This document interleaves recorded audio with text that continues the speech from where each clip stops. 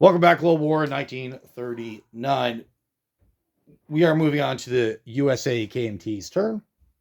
We had great economic success last turn, rolling both 12s, which is going to allow us to invest um, into an aircraft carrier, 2 Marines, infantry for 25, 6 for a sub, and our last 6 we will lend lease to the KMT, a light tank, giving them 3 total, which is the max they're allowed to have.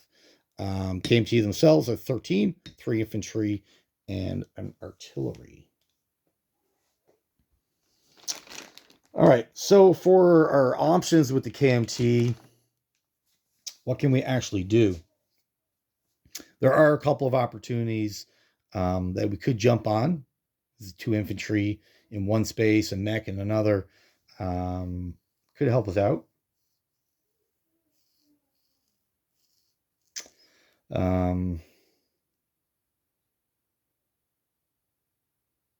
So we do have one battle to declare. We are going to go into Hunan. They do have a mech, which is essentially an infantry stats wise, but it does have a movement of 2. And they do have a fair amount of fast movers in northern China that we do, get rid of anyone that we can. So let's see if we can actually take that out. We'll move in with 1 infantry and a fighter. We could move in more units, but I don't really want to expose our cavalry to a counterattack. And certainly, the more units we bring in, the bigger that target would be. And cavalry are not that great on defense.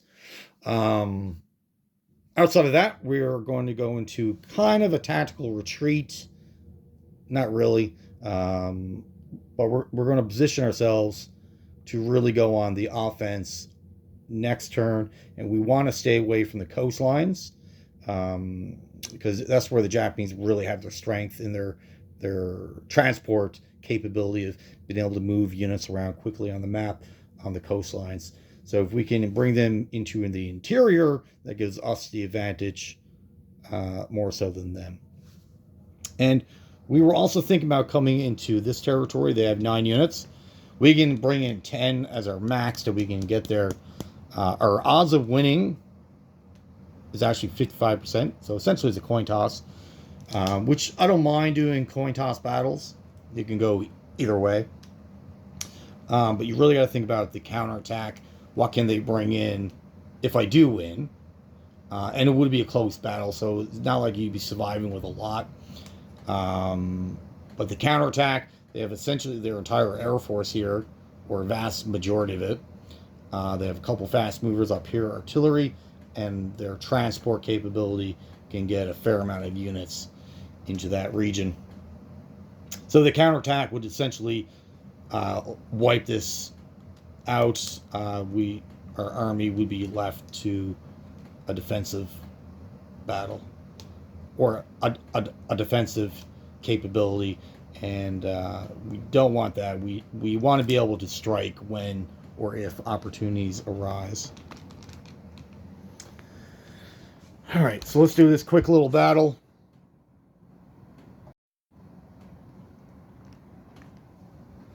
All right, so they got a mech, we got an infantry, and a fighter. So the white dice will be the fighter at a 7. The blue dice will be a 2 with the infantry. 4, 4. 1 hit. That's all we needed. Excellent. All right. So we're looking for a 12 here. The mech defends at a 4. 10. Fantastic. All right. And the infantry does its job. The whole point of bringing the infantry was to capture the territory or absorb a hit if need be. Of course, we're not going to bring in the lone fighter and lose our fighter over that. So, success. Fantastic. All right, so outside of that, we've got unit placement of 3 infantry, artillery, and an American light tank. But before we get to that, let's do our movements. Hmm. So what would be a good position to stage our army for a return attack?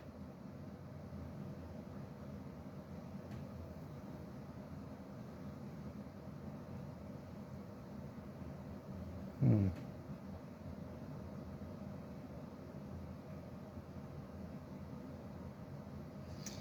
Essentially, no matter where we go, if we go here or here, this Air Force can reach us. They do have a movement of 5. 1, 2, 3. 2 movement left. Certainly lots of opportunity to land. Same thing here. Lots of opportunity to land. So it's not like we can stay out of the range of their Air Force. We just don't want them to bring in a big army as well. Okay, we're going to do a tactical retreat back to our capital.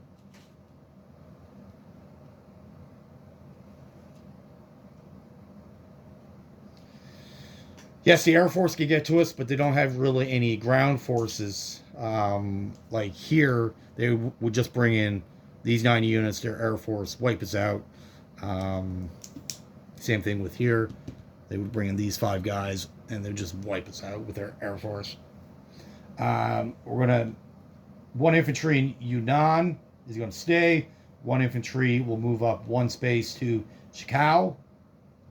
Essentially, these are just blockers.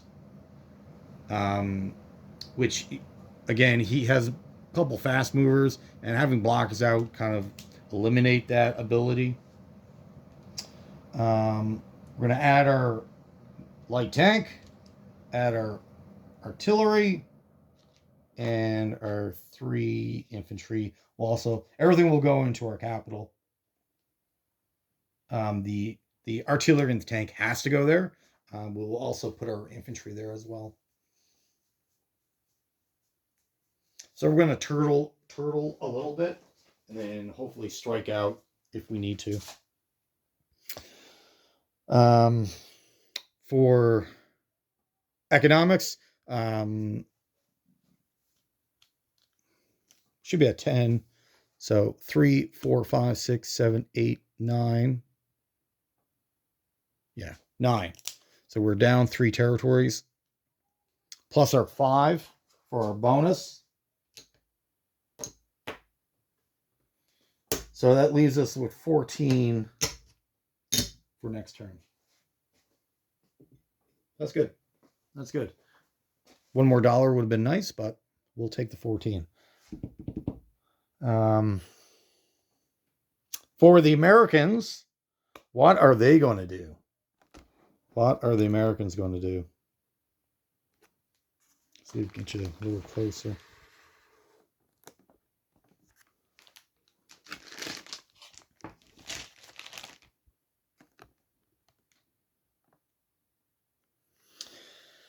All right, what are our options with the Americans? I think the Pacific is okay. The Pacific is a-okay. I don't think we have to worry about the Pacific. We're not at war with anyone. So why are we building up? We are our British allies have been calling us on the phone all day, looking for help. They don't really have a navy in the Atlantic. The Germans and the British have been trading off navy battles in the last couple turns. The British definitely has the advantage in navy size, but most of that's in the Mediterranean, not in the Atlantic. The British only have 2 destroyers, so they're crying out for help. So our battle group here sitting off Hawaii, we're going to move that to the Atlantic. And so the movement of 3. So we are going to finish their movement. Sea Zone 50 next to the Panama Canal.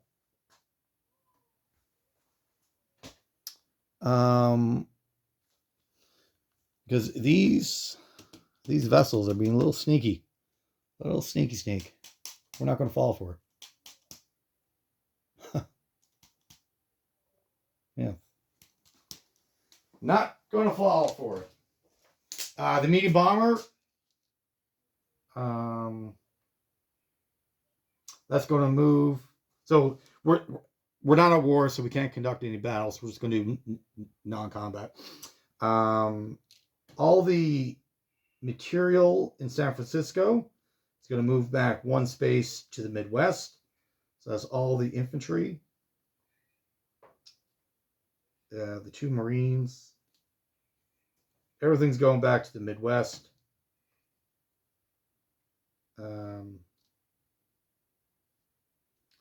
The fighter and the tactical is going to move over to the Atlantic in C Zone 29. 1, 2, 3. Yep. So that's going to move to C Zone 29. The destroyer sub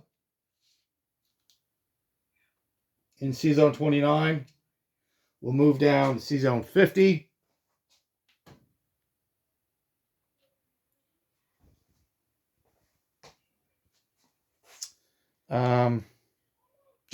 Just to have the fleet together, right? The torpedo boat destroyer transport will move up to C Zone 25. Nope.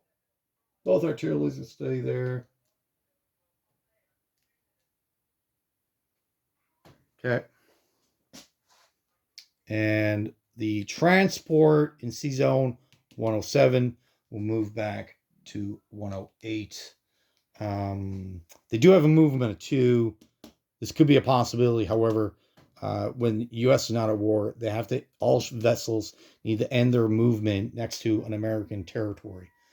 So this would be an illegal move at this point, and this is too far away to reach. So we'll just move the 1 and then move back somewhere else later. Unit placement. We have 1 infantry going into the Philippines.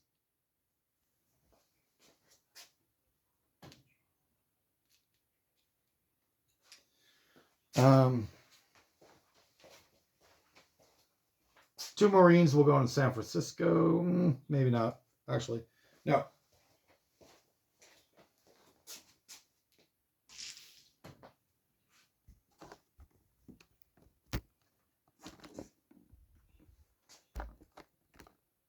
Everything else will actually be placed out here. So the carrier with the sub will go in C Zone 29. And the tactical bomber and the fighter that was moved there will go on the carrier. And the 2 infantry or the 2 Marines will go up in New York or New England. That will be it.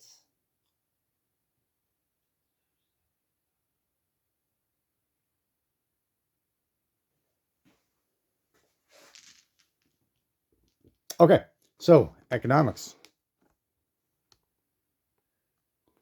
What will they do?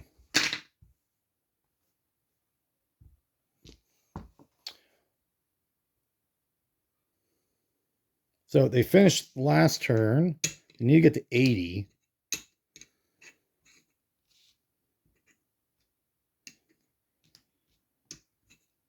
So they ended with 37. Let's see what they end up with now after this. This will be their economic roll. 8 and 7. All right, that's pretty modest. So they still collect what they had from last turn. So they get +7, +8. They don't have any bonuses because they're not at war. Once they are at war, they have a bonus of 25. But they can't collect that yet. So the Americans end their turn with 52 to spend on their next turn. So it's not too bad. So they're less than 30 away. We'll see what the Japanese does from here and the Germans. All right. So that is it for the Americans. Thank you for watching and have yourself a great day.